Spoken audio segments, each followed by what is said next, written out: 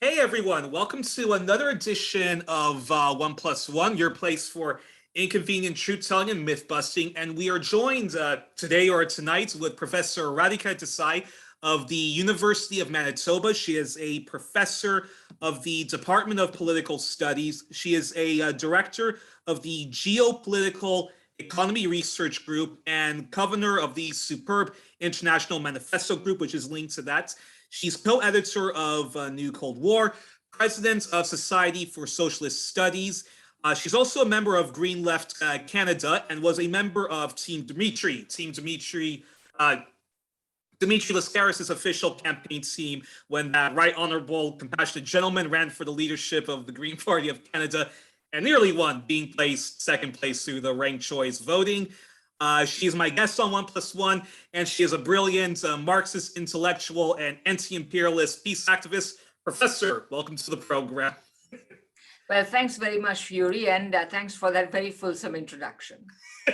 You're welcome, and I also have to add, it's an honor to have you on the program because you know I follow a lot of Canadian politics, and I try to get a lot of Canadian truth tellers and mythbusters on this program, like Dimitri Lascaris, who I've had on 3 times in the past. And I know for a fact, each time I go to very good, online Zoom events, you're often the moderator, you're often the panelist. So yes, it's the work of the International Manifesto Group. So that it's been going really well. I guess I can't complain about that. We have had some excellent events, some great speakers, and it's been an honor to organize that. And I hope people will take a look at the manifesto at www.internationalmanifesto.org. Definitely, and I'm going to make sure to post a link. And then just actually, before I get to my first question, also, the first time I was familiar with you as a person, we were both actually a guest on the Global Research News Hour. Absolutely. I remember that very well. When Michael Welch was covering the shocking the shocking election victory of Boris Johnson, as well as the fact that Brexit was definitely going to be happening. There's going to be no more obstacles to it, but unfortunately it's going to be the bankers Brexit, the free marketeers Brexit, not the people power Brexit, which a Jeremy Corbyn, or at least hopefully some kind of a reformed EU left government would have been in power had Corbyn been in power. But and yeah, you were one of the guests, and I was so impressed with your knowledge that I kind of blanked out on a lot of the stuff that I had prepared, because I was going to be criticizing Jeremy Corbyn from the left because I covered the Labour Party conference for Black Agenda Report. But I was so impressed with your knowledge and everything you had to say that there's many times that I just completely blanked out. Well, I just follow. My first book was actually about British politics. Some of my first writing was about UK politics. So I've always followed it. I still write about it now and then. And on Brexit, actually, I co-authored a very good paper. I think it's a good paper on really understanding the complexities of Brexit and how it was connected with the crisis in the Conservative Party itself. And then also, of course, how it was related to one of the most important components of the conservative of the interest that the Conservative Party represents, namely the financial sector of the UK, what used to be called the City of London, although now the financial sector has far outgrown that square mile around the Bank of England. So one of these days I definitely should have you on a program where we discuss how Britain is faring now that I think we're year 3 into England being out of the European Union. Of course, it's going to take a lot more decoupling, but I think under this very grotesque Tory government, all of the conservative governments are grotesque, but this one's particularly vile one. It is going to be. Yeah, it's. I mean, these are people with no principles, no project. They are just there to be in power. It's incredible. Yeah. Yeah. Let's get into why I wanted to have you on. So my first question I must ask is about the ongoing pandemic, the coronavirus crisis, and I wanted to ask you what should be the left's response to this ongoing pandemic. What do leftists such as yourself and yours and your circle and the groups that you're in think should be the response to the pandemic? Because the reason why I asked that is because, as you know, there's a lot of there's a strain of COVID minimalism that's still going on. So there are still people who say that COVID is just like the flu, and there's a lot of COVID denialism. People who think that COVID is that COVID is it's a hoax. Or they take on a bizarre conspiratorial view of COVID, that this was a pandemic or that this was a scamdemic. And with that comes the issues of vaccines and the very big anti-vaccine movements that's going on. And however, but some of the anti-vax fundamentalists do bring up some good points that why should we trust why should we trust big pharma? Vaccine was made too quickly, so can we really trust that it's that it's a safe vaccine? So if we do concede to that argument that okay, maybe the vax isn't 100% safe. So if the big pharma vaccines aren't safe as some of these people claim, don't we need to then go back to full lockdowns until such a supposedly safe vaccine is made? Right. So I think this is a whole bunch of really excellent questions. So I'm going to try and break them down into some logical bits and then answer them in a logical order. So first of all, let me completely agree with you that it is a really good question what the left should do. Because at the moment, we have a lot of people on the left who are quite rightly pointing out that, for example, big pharma stands to benefit and has benefited obscenely out of COVID. I think a lot of leftists are also right to point out that our governments, many governments, have tried to use the pandemic in an authoritarian and repressive fashion. So they are trying to, curb our freedoms. They are trying to ram legislation through parliament on the assumption that there will be no resistance, et cetera, et cetera. So all of these things are happening. But at the same time, I think that the wrong response of the left is to say that is to cast doubt on whether COVID is real, and also to cast doubt on whether vaccines are helpful. There's no doubt that the vaccines were created in a very short order, and it is possible that there will, in the future, we will discover certain problems with it, etc. But what's definitely clear is that on the whole, vaccines have been quite effective, and they have been very effective. Also, why is the Omicron virus so much less fatal?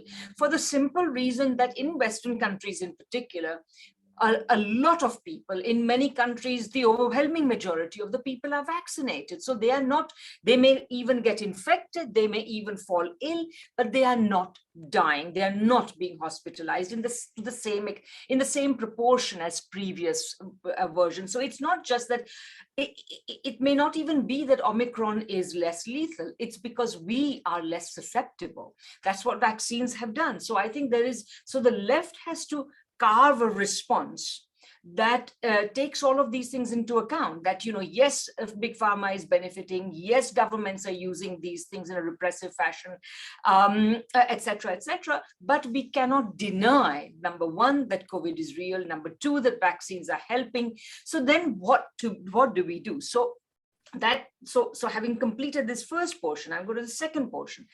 In order to understand what the left should do, it is important to understand what our governments are getting wrong, right? What are they doing that is not correct?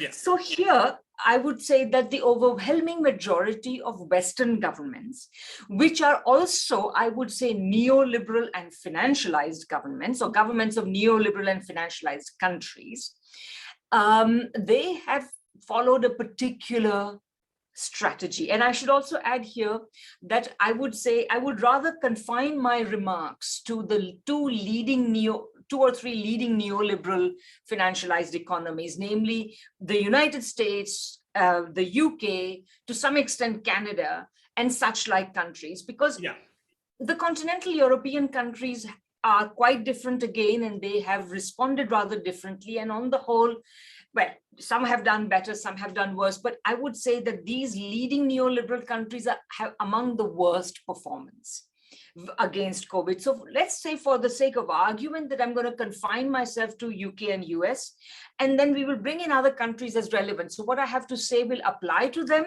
but it has to be adapted to local circumstances and so on. And the fact that they are not as neoliberal as the UK and the US, and that makes all the difference. So what have these neoliberal governments done? So on the whole, neoliberal governments, if they have tried to do anything, they have not made saving lives the first priority of their governments. On the contrary, what they have, from the beginning, what they said is, they said a couple of different things. Number one, what they're trying to do is flatten the curve of infections. That is to say, instead of allowing them to spike like that, they are going to try to keep the infections, not eliminate them, but not suppress the virus, but to keep them down to a level where the hospital system can cope.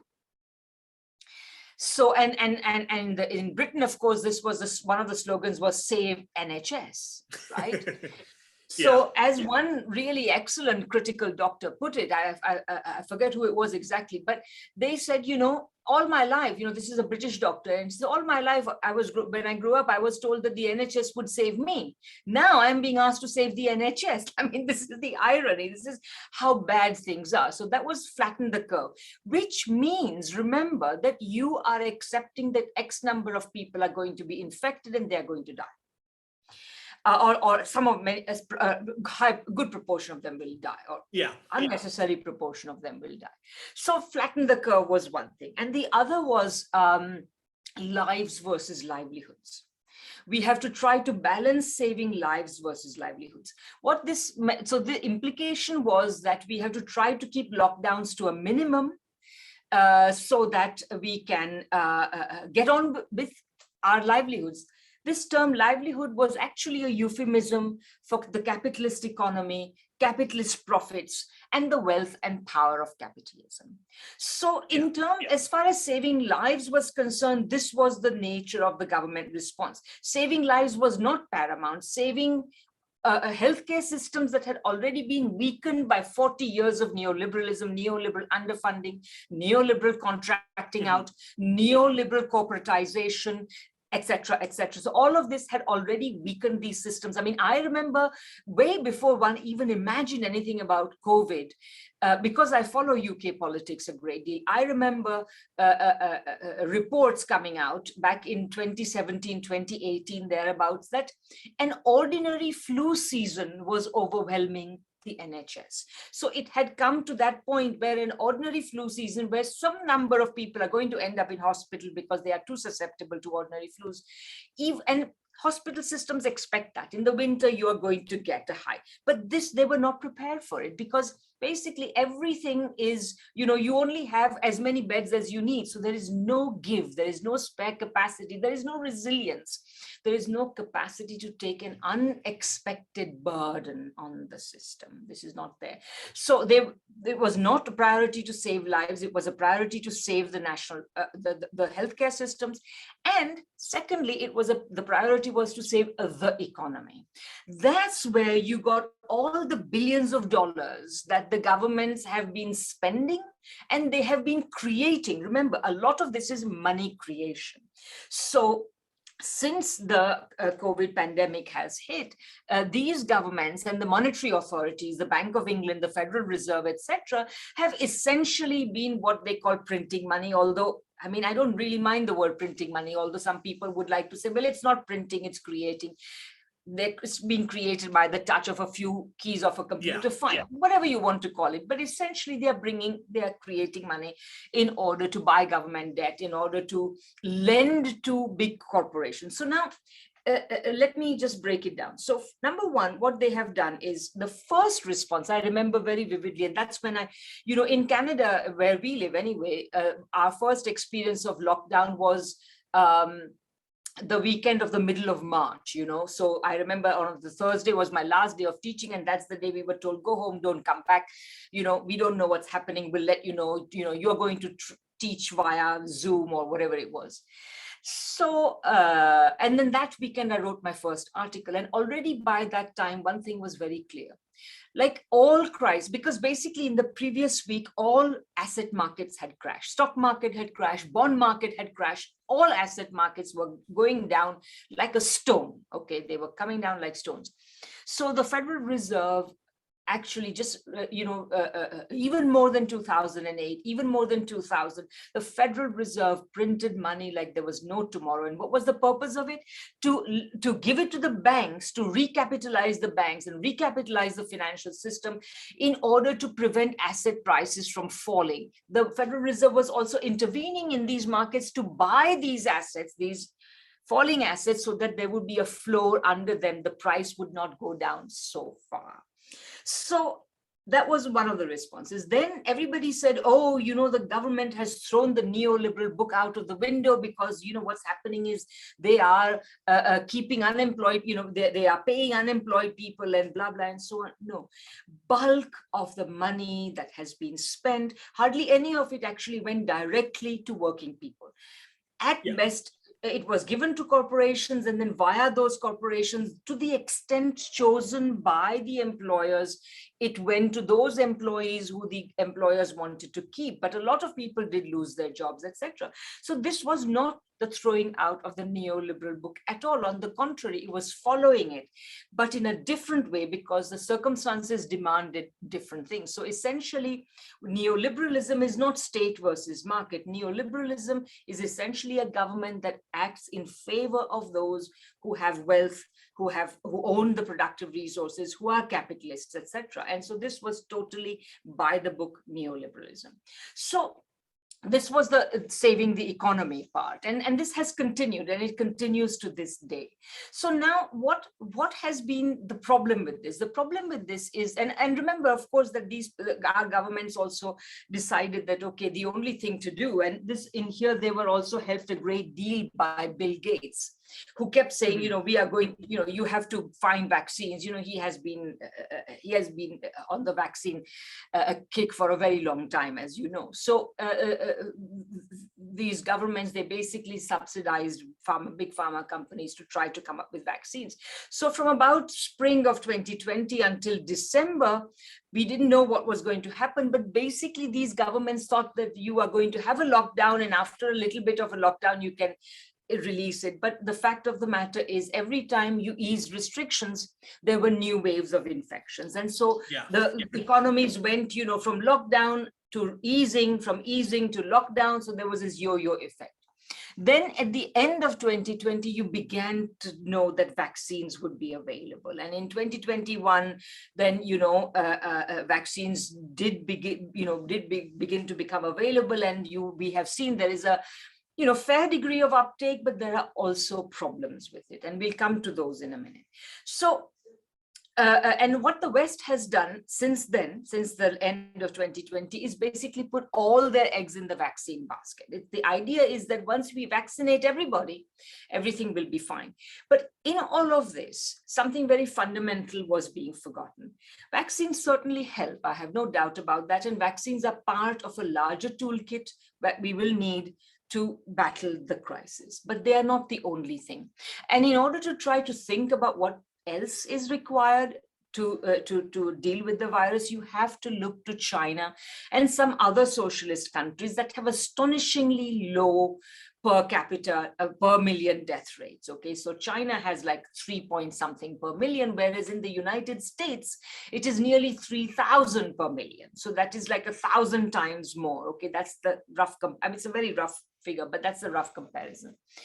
So what have the Chinese done? The Chinese have what you may call, we have corporate medicine. In China, they have more of a community-based medicine approach, where essentially they do something that the critical doctors in the UK, which call themselves the independent SAGE. They are, in Britain, they have this outfit called SAGE, which stands for Scientific Advisory Group on Emergencies. Yeah. So this is the official sage, and the official sage advises the government. The government may or may not take their advice, but the independent sage came into existence because they felt that they needed to have an independent voice assessing what the government's response was, because the official sage would not feel, would advise the government, but they would not criticize the government. So the independent sage has essentially said what you need is a system for FTTIS.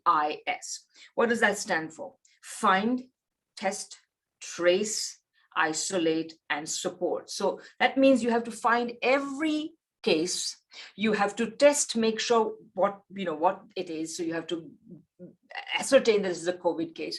Then you have to trace backwards and forwards all the contacts of these people. So you have identified the larger pool of the maximum pool of potentially infected people. Then you have to isolate them. And you can't just say isolate them, meaning, stay at home. People need incomes, people need food, people need all sorts of other things. So you have to give them supported isolation. So if they need whatever, you replace their wages, make sure they have all the services they need, etc. But different forms of a UBI, universal basic income. It's not UBI, it's more than that. It's supported isolation. So there is medical support. People are phoning you, checking up on you, making sure everything is okay, making sure you are staying at home. They are giving you, if you need food deliveries, they are providing you with that. If you need income, so it is more than just the income. It's, in Canada, for example, very often people are just asked to isolate and nobody checks up on you. But this way, people are calling you, they are checking up on you, and it's not just a kind of a big brother type checking. It is a supportive checking that, look, we are here for you. We are health experts. We are also responsible for how COVID spreads or does not spread in this neighborhood. So, and these are people you would know. They are not just somebody from a call center, God knows, probably in some other country trying to call you. This is people in your neighborhood. They are health professionals. They are calling you. Okay. So that's what one means. So it's find, test, trace, isolate, and support. This kind of system is what you need. This is what China has. Everybody these days with the Olympics and everything, everybody and their dog is saying, China's zero COVID or maximum suppression policy costs too much. What are they talking about? China has lost few lives. China's economy is working to near normal capacity. In fact, if the Chinese economy were not working well, we wouldn't have half the things we need, because we still rely on importing them from China, right? This is what we need, but we are not going to get it unless we change the neoliberal system that we have, I think I've kind of said, put all the elements in place. So the reason why vaccines are not the be all and end all is because vaccines, they may or may not be effective against all cases, right? We know that people who are vaccinated can get COVID. People who are vaccinated can get COVID, be hospitalized from COVID, and even die from COVID. And as I said, I know the most important piece of this is China had suppressed the virus well before vaccines came along. Now China is using vaccines to increase its resilience against the disease, but it is not saying that vaccines are all that matter. And it keeps in place the infrastructure that has allowed it to have, cross your fingers, so far, a totally COVID-free Olympics. So there has been no problem there, and so that's what's happened. But people say, well, China's approach is too costly. No, it's not costly. It is the least costly. Look at the cost we have paid. But you see here, what happens is that the cost is patterned by class, So the rich people say, oh, it's costing me too much for people to, stay at home and isolate. So we should lift all the restrictions. But they are paying the cost of getting the disease, being debilitated by it. And don't forget long COVID. Long COVID is a big reality for all across the age, children are getting long COVID too. So vaccines are not the only thing. And there is two final reasons why vaccines are not the only thing. Whatever you may say, there are a lot of people who are refusing to be vaccinated. Mhm. And while I am not, I have been vaccinated 3 times so far, and Me I too. have no problem with that. So, but having said that, I also don't want there to be an approach of stigmatizing people who are not vaccinated. Many people have genuine questions, and historically, people have been converted to vaccines through persuasion, not through compulsion. So I think that, but because we don't have the FTTIS community-based approach, what they call shoe leather epidemiology, where people know which are the houses, they have gone to those houses, they have found out, what the cases are, etc. So we don't want to invest in that. We want to keep our corporate model of medicine. So the only solutions that we will, our systems will contemplate are solutions in which people can make money. But these are solutions in which people care for one another. And this is not acceptable in a neoliberal context. So societies care for their members. This is not acceptable in neoliberal context. So basically, in Western countries, a new logic. So now we were talking earlier about the Freedom Convoy and the protests against the restrictions and so on. But Exactly. basically, what has happened in China, by the way, since the spring of 2020, when they had managed to suppress the virus, life has been perfectly normal. And somebody said to me, well, what about Xi'an? Earlier this year, so many millions of people were, locked down in Xi'an. Well, China has 1.4 billion people.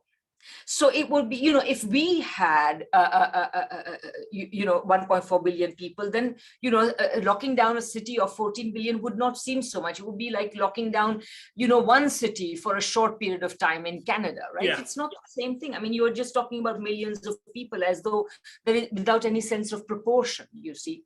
And the fact of the matter is that they are doing their best and they have succeeded far better than us. But instead of learning from China, we are insisting on essentially creating disinformation about China, because it is not a costly approach. It is actually the most efficient, the cost efficient approach. Okay, if that's what we need to do, but we are not doing it. Now we were talking about, so because we do not have the full panoply of the instruments we need in place, we have gone from lockdown to easing to lockdown to easing to lockdown to easing. And of course, people who don't have time to think about this, I can talk about things like this because I have actually studied COVID, or studied the phenomena and the political economy and the social effects and dynamics of COVID and the political effects and dynamics of COVID. But that's my job. But a lot of other people, they're going to work if they are lucky enough to do so, or working at home. They have, they have kids to feed, elders to take care of. They don't have the time. So eventually they're going to say, well, I'm fed up. I'm tired. And our governments are not giving them the correct information. They are pretending as though vaccines will solve everything, but they're not going to solve everything. And when people have genuine questions, you have to accept that vaccine uptake will be slow. And that's why you have to also have the rest of this toolkit, the FTTIS plus vaccines, not just vaccines, right? So now we are at a situation where our governments are imposing authoritarian vaccine mandates, etc., which of course people are going to oppose, and so on and so on. So now what has also, anyway, so you were asking, to come back, and that has kind of and that frustration, that sort of precarious state, and the sort of, okay, we're bailing out the people with big money, we're not bailing out the small businesses or the working man. That kind of precarious state of lockdowns, no lockdowns, lockdowns, no lockdowns, and then, okay, now we got a vaccine, everybody take the vaccine. But because of all of that, and because of the fact that so many people, for right reasons, are pissed off with the state of affairs, the endless neoliberalism, the endless austerity, and so forth, that has made them prone to distrusting the government, but in a sort of reactionary form, where we now have like these anti-vax fundamentalism and the Freedom Convoy in Ottawa right now. And you see, the anti-vax protesters, they're quite different, by the way, from the people who may have questions about vaccine, and who are the unvaccinated are not anti-vaxxers. The people who are unvaccinated are often unvaccinated because, remember, because maybe they have not been able, the system has not enabled them to get vaccines. If you, for example, have a vaccination station, which is very far, where people who may not have cars or whatever cannot easily get to, if the information about it is not available to them in a language they understand, etc., they may not be vaccinated. They are not though anti-vaxxers. So on the one hand, you have this predominantly right-wing, often white folks who are anti-vaxxers, and then on the other hand, there is a serious problem that our systems are leaving behind a lot of marginalized people, non-white people particularly, non-white communities particularly, who have been left to fend for themselves. They are unable to access vaccinations in the same way. So I think that these are all things we have to take into the mix. If you really were concerned about vaccinating everybody, you don't just set up, big giant centers, which are near some people and very far away from other people. If you really wanted to, you would actually go house to house and offer vaccines. But none of that is happening because that will be too expensive. Cuba and Venezuela have done both of those things. Exactly. and Venezuela, although the haters of the Bolivarian project would describe Maduro and Chavez before him as communists, although they're not communists, but because of their very ambitious socialist program. I was talking with Jesus Rodriguez of Orinoco Tribune, and when I asked him, how is Venezuela coping with the coronavirus crisis, and do you have the kind of the anti-vax movement or the vax hesitancy, and he was saying, no, the government has done a very good job of going straight to the barrios, having many people in local governments and the federal government go to everyone to explain to them, this is coronavirus, this is the vaccine, these are the pros and the cons. Cuba also does the same thing. And I don't know too much about China, but I'm pretty sure China and Vietnam and I believe North Korea have also done the same thing, more or less. Exactly. Right? So I think, if the question is how much trust there is in government, and if you have had a government that for 40 years, it doesn't matter which party is in power, they do the same thing. They essentially work in favor of rich people. Plus, everybody knows, a lot of people may very well say, this vaccine is just an instrument of profit of big pharma, and I don't want it. And all of these things will be legitimate questions. And instead of and our governments have created this atmosphere of distrust which exists. So as I say, but that again, I always insist that the anti-vaxxers are not the same as the unvaccinated. You have to look at this. So, but coming back to it, even in first world countries, which have appropriated most of the vaccines of the world, created vaccine apartheid, vaccine uptake is less than the threshold necessary for what's known as herd immunity. Herd immunity here meaning vaccinated herd immunity. But that we are not going to, we are still far away from that in most Western countries. On top of that, we have let the vast majority of the rest of the world to have less access to vaccine, which means millions of people are unvaccinated, will remain unvaccinated. The virus will rage there, and it will continue to mutate. And just as we got the Delta variant, then we got the Omicron variant, there may be other variants. And so as long as that possibility remains, we are not free from COVID. So, and we have not suppressed. Ultimately, the way you deal with the virus is you suppress it so that it has no more hosts to rage among. But at the moment, the number of hosts are still millions, as you know. So that's what our governments have done. So what the left has to do is, and we should probably wrap up in a little while. So let me just come to the last major point, and then we can deal with some minor points as well. But what the left needs to do is it needs to demand a anti-corporate, anti-commodity, like it needs to demand a genuinely community-based, genuinely people-oriented health service. That would be the lever with which the left can even demand, if you were to actually get such a health service, you would say, well, if we can have such a health service, why not such an education service? Why not such a transportation service? And why not then this can become a sort of a widening ripple of demands that you could make, where we simply reject the neoliberal model. Because ultimately, if you ask me, the reason why the neoliberal societies like the US and the UK have been so badly affected by coronavirus, meanwhile China, which is the opposite, is a socialist society, has done so well, is because our neoliberal model stinks. Let me give you a small example. Droughts, floods, these things happen all the time, right? But famines are not the natural consequence of them. Famines occur because societies are ill-equipped to handle droughts and generally crop failures. Crops will fail. Everybody knows that. Every agricultural society knows that crops will fail. So if you have a society which genuinely cares for its people, even though it may have a bad year or maybe even two, it will not have a famine because it has prepared for that contingency. Because we are not prepared for any contingency. The only thing our societies are geared for is to enrich an ever narrowing elite. And as long as we do that, we are not, maybe in closing, I'll say one thing, that our systems, the pandemic has told on capitalism in two senses of the term. When you say telling on somebody, it means that you are revealing their dirty secrets. And the pandemic has revealed our dirty secrets. The wealthy have gotten wealthier in the pandemic, believe it. While so many people are suffering, they have gotten wealthier, astronomically wealthier, right? Some of them have added, double their fortunes, etc. So this is what's going on.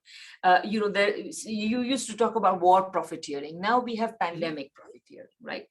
So they have gotten richer. Inequality, racism, misogyny, a large number of the essential workers for whom all we have is claps. We want to clap for them. We don't want to compensate them any better or anything.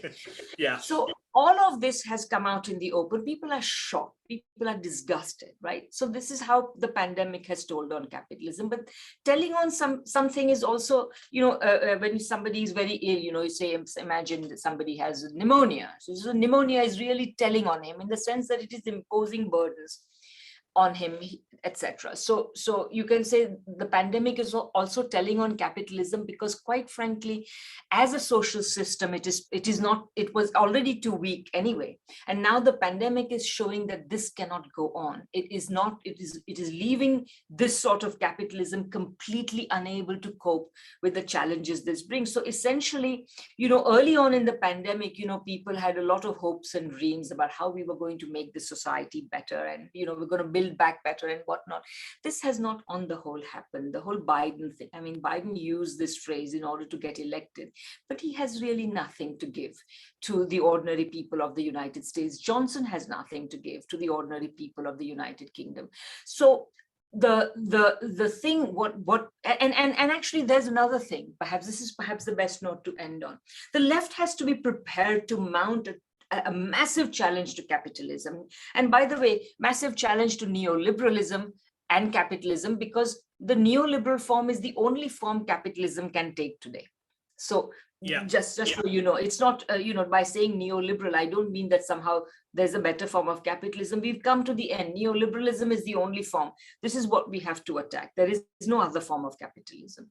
So, but three quick, go ahead. I'll just make one final point, and that is that the tragedy is that the opposition to our governments and their incompetence right now is actually coming from the hard right, from the practically fascist right. Whereas we need, on the left, we need to have a program, and we need to make demands that will take us further, because otherwise instead of this horrible liberal, neoliberal establishment that has landed us in this soup in the first place, we will get somebody far worse. So this is what we have. So it's a shame. It's a failure of people, leftists like ourselves, that there is no leftist response that should and would, if it was there, trump this hard right Trumpian responses. Well, three quick follow-ups then. The first one is, you were saying that coercion is not the best tactic when it comes to trying to convince people to get vaccinated. But the problem, the problem I have with, with those who are, whatever you want to call them, vaccine skeptics or anti-vax, fundamentalists, is there's a part of me that feels that there's no reasoning with them because so much of the anti-vax protests that we see, in Canada, but also the United States and England, it's a very as you mentioned, it's a very far right reactionary thing, because a lot of them are COVID minimalists. It's just like the flu, or they're just COVID denialists. This is all a hoax, scamdemic, and whatnot, and therefore it just seems to, and therefore, and as we see, with the convoy, many of them are have this libertarian approach. Democracy Now! Reported that many of the groups that are protesting against lockdowns, against masks, against vaccines, are funded by the Koch brothers, and there's a Barrington Declaration. So yeah, I agree with you. I don't think we should do the authoritarian coercion routes. No, that's. But No. And of course, yeah, and both Dimitri and Eve Engler have said that we should not use the Emergencies Act. So then what? But then what should be the option in trying to? Right. No. You've posed a lot of things there. So let's again unpack it. Number one, what I said is that historically, vaccines have been accepted as a result of persuasion, not through compulsion. I would say, remember my distinction between the anti-vaxxers, who are never going to listen to you, and the unvaccinated.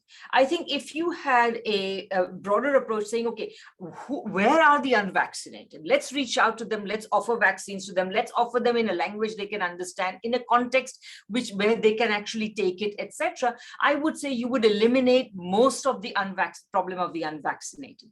That would then leave a small number of completely convinced anti-vaxxers, and then you can develop a contextual strategy. Then after you have offered it to the vast majority of people who are amenable to it and they have taken it, they pose less of a threat, first of all, because there's a threshold. There are always a small number of anti-vaxxers even with regular children's vaccines, but we carry them along because when enough people have been vaccinated, you can do that. But anyway, then you can have a contextual strategy. I'm not totally saying that you cannot have vaccine mandates or whatever, but I think that right now they are being used in the wrong way. Like when in fact you could work with carrots, they are working with sticks. But the unvaccinated are still amenable to carrots. It is the anti-vaxxers that are not. As I said, these are two totally different categories. A large number of the unvaccinated, the head of the BMA, I forget his name. I think his name is now Paul. Anyway, he said something very interesting. He said that, look, I would like you to not use the word vaccine hesitancy, vaccine resistance, in order to describe the unvaccinated. He says most of these people in Britain, at least, they are from non-white communities, etc. And they, he said, come from countries where vaccines have done wonders. They know that, but it is that we have not been able to offer them vaccines in a way which makes it easy for them to take it, whether because of language barriers or other access barriers. So you remove them, but that requires making that effort, which is aimed at saving people. It's people are not going to make money out of it. So there is no interest in doing this. Right? This is the issue. So that's my answer. So that was your first question. What's your next? Oh, and you also brought in the Emergencies Act. The Emergencies Act has nothing to do with anything. The Emergencies Act has to do with the fact that, as you will see in the column that I just gave you, what my argument is that, first of all, what you have to understand is that the reason why the protests got so big in Ottawa, at the Ambassador Bridge, at the various border crossings and in other cities, is that they were allowed to become that. There is more and more evidence, I'm reading more and more, that the police did not stop them. The police often have had very cozy relationships with these groups and their predecessors. So first of all, we went through a long phase where they were allowed to mass, even though they had declared what they were going to. They could have been stopped right from the get-go. How did they even get to parliament? So this all happened because our system is set up in such a way that the police are not being, and the political authorities are not being, if they did not have the political will to move against them. I would say they did not have the political will to move against them because they know that none of the political parties in our country are secure in their power. Trudeau leads a minority government. He cannot afford to alienate alienate a very large section of the suburban white middle class who are probably sympathetic to these people. So he also didn't do anything other than, stigmatize them and so on, but he did not act against them. Then, of course, after the Ambassador Bridge was closed and there was a week of mayhem, and President Biden phones up Justin Trudeau, and then within a few days, Mr. Trudeau brings in the Emergencies Act. So that was also an important part of it. So I think that and I agree agree with those who have argued that our governments, all the various jurisdictions, municipal, provincial, federal, they had before the Emergencies Act, without the Emergencies Act, if they had wanted to, they had the power to deal with these people. The problem was they chose not to. So now bringing in the Emergencies Act is not going to make this political unwillingness disappear. So now it'll be interesting to see how things unfold, because right now, for example, the Emerson blockade was removed, but it was not removed because by using the Emergencies Act, the police did a deal with these people saying, now please go home, etc. Well, this deal could have been done a lot earlier, but it was not. So we are going to have, there's a lot of dirty secrets are going to have to come out of all this. There should probably be an inquiry into this. I mean, why did the Ottawa police chief resign? Why was he called dictatorial? Was it because he was trying to do something and was prevented by the culture of the police from doing something? This is an interesting question as well. I don't know. I'm just speculating. So the Emergencies Act is just a very different thing. Yes, the Freedom Convoy claimed to be against the vaccine mandates, but very soon it said it had much bigger goals. It wanted to overthrow the government in an unconstitutional manner. So, if you are against the Trudeau Liberals, nobody is preventing you from organizing your own political parties and so on. But that does not mean, harassing people, occupying streets, and so on and so forth. I mean, some of these groups were armed. Thankfully, we did not see much violence as far as I can tell, but that's largely because the police and across the country, the protesters kept saying that they were being very friendly with the police and the police were being very friendly with them. And indeed, that seemed to have been true.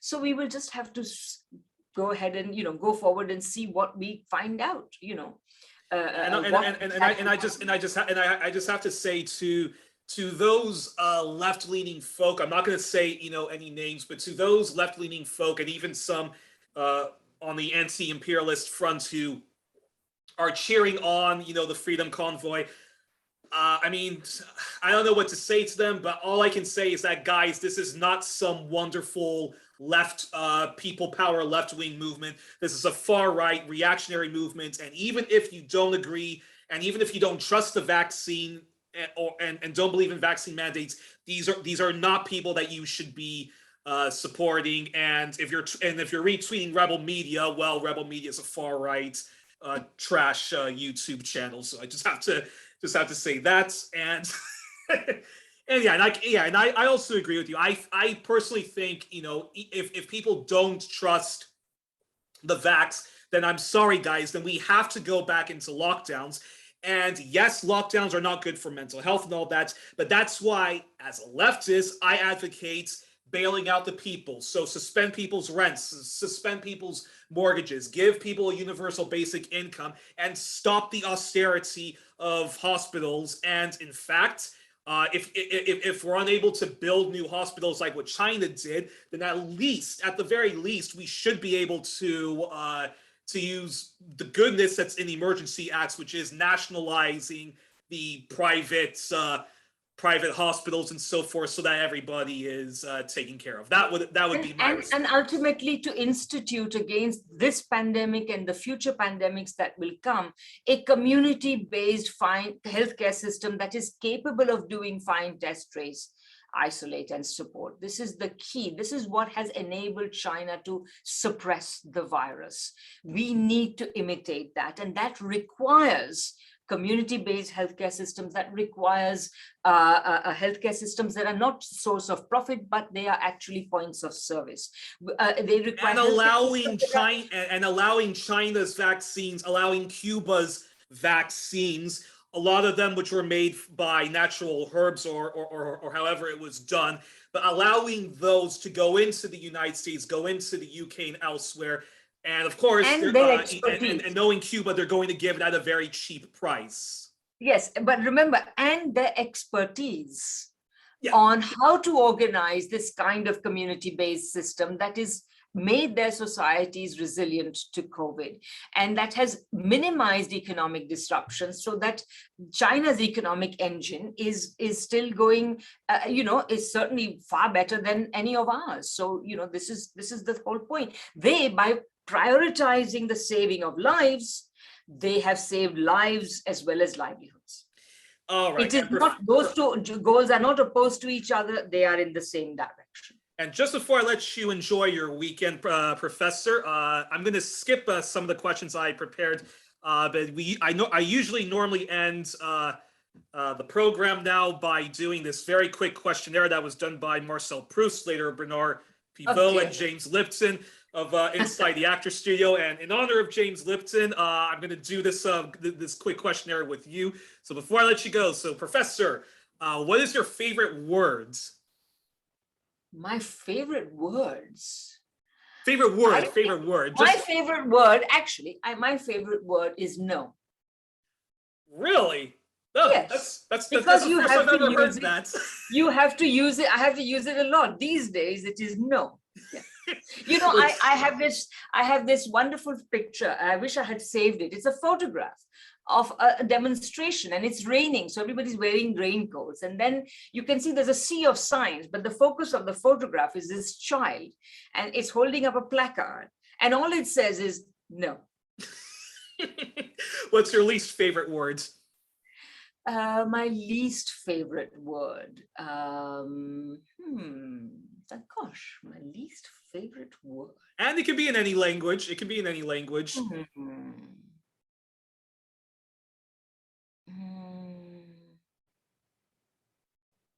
Yeah, I'm not sure. I think I'd have to think more about it. Capitalism? Oh, I see that way. Liberalism. No, but I like the word capitalism because you see, words have a function. They name things, right?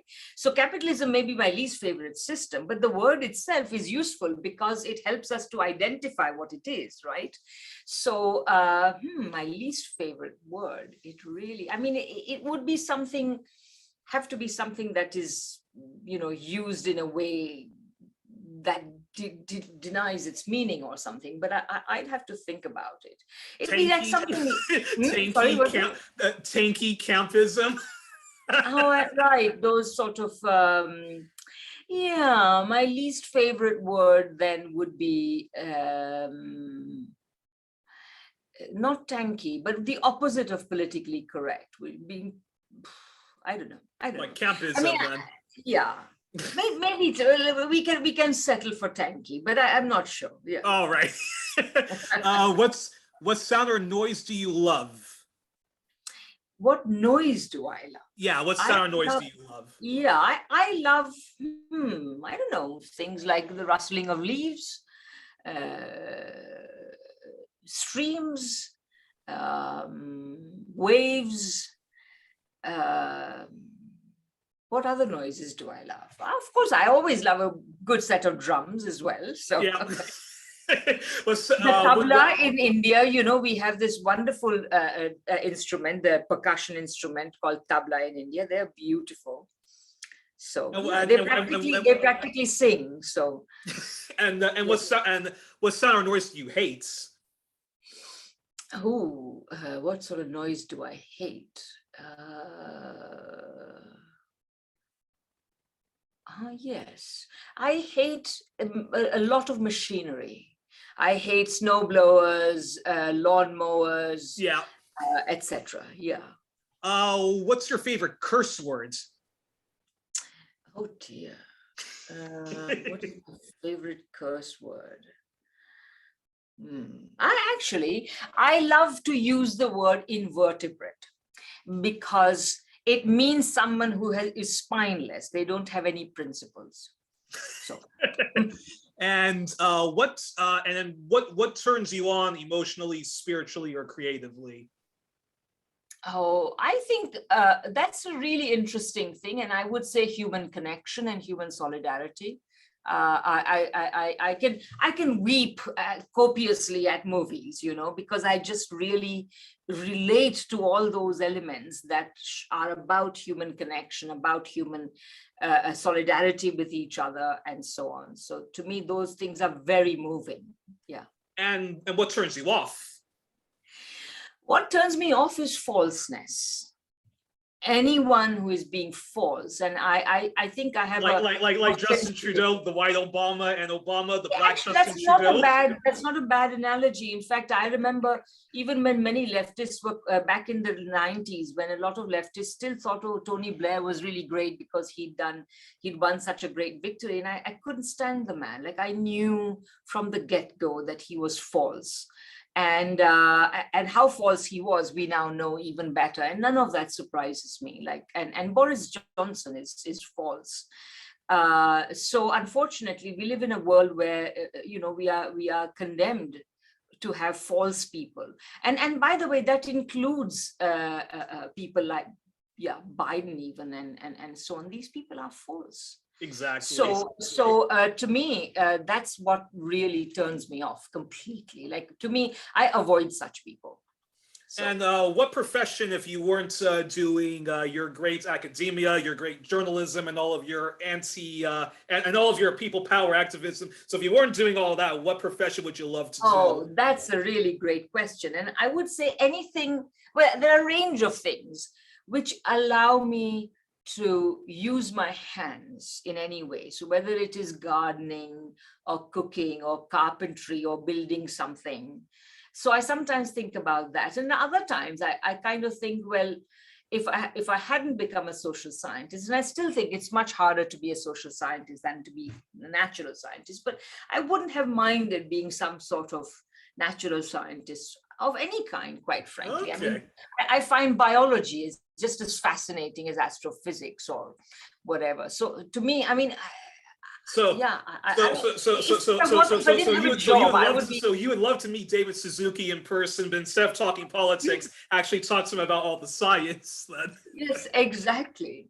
And also how they are related. I think ultimately they are also related. Like, with COVID, we've had to understand a heck of a lot of science, in order to even make sense of the political situation. And often the reasons why the science does not succeed is due to politics. So anyway, that's just, but yes, I would say, because human beings are yes. Albert Einstein wrote a fantastic article called Why I'm a Socialist, which people should check out. And I know he founded many peace organizations which were anti-nuclear weapons. He was also an anti-Zionist, and in general, he was a good person. But then what profession would you absolutely not want to do under any circumstances? Oh dear.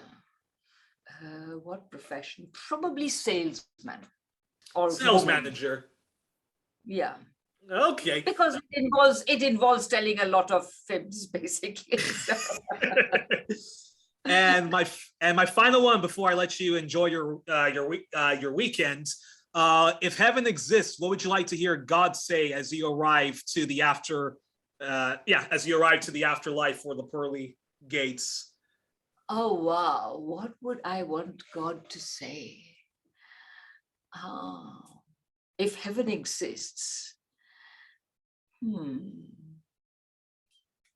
I don't know. Welcome to heaven. I don't know. I mean, obviously, if heaven really existed, would it really matter what God said when you arrived there, so long as you were going to get in? Well, you definitely don't want to hear, sorry, you're going to the... no. Well, no, but I thought I was being let into the pearly gates. All right, exactly, in that yeah. case, I would say then definitely welcome to heaven. All righty. Well, we were joined on this edition of 1+1 with Professor Radhika Desai.